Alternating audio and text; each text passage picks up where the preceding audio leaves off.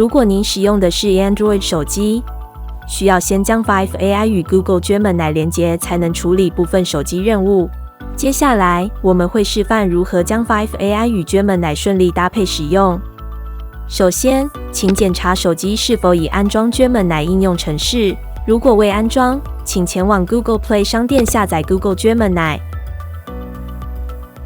启动 Gemini 应用程式，并点选您账号的头像。前往应用程式，并向下滑动浏览完整清单。您会看到 Gemini 可以连接哪些应用程式，以及各个应用程式可执行的操作。打开您希望 Vive AI 搭配使用的各个应用程式。例如，如果您想使用 Vive AI 建立提醒或活动，就需要开启效率提升分类下的 Google Workspace。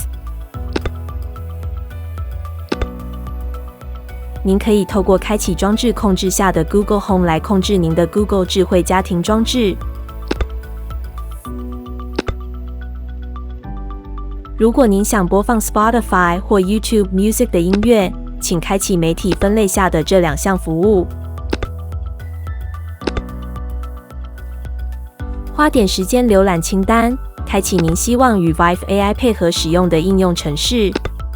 也请时常回来查看，看看 Gemini 支援了哪些新的应用程式。在开启所有需要的应用程式权限后，请回到 Gemini 应用程式主画面。再次轻点您账号的头像，并前往设定，向下滑动，然后点选在萤幕锁定时使用 Gemini。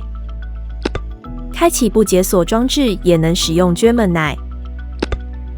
这能确保 Vive AI 即使在手机锁定时，也能继续为您处理任务。接着，再次回到设定页面，点选 Google 数位助理，然后选择 Gemini 作为您的预设数位助理。最后，如果您使用的是三星手机，还需要停用 Bixby， 请前往设定，应用程式。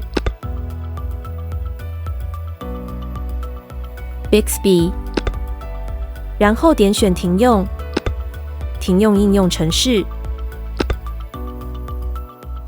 全部设定已完成 ，Vive AI 现在已是您的日常助理。请确认 Vive Eagle 眼镜已与手机上的 Vive Connect 连线，并说 "Hey Vive"， 再告诉 Vive AI 您希望它做什么即可。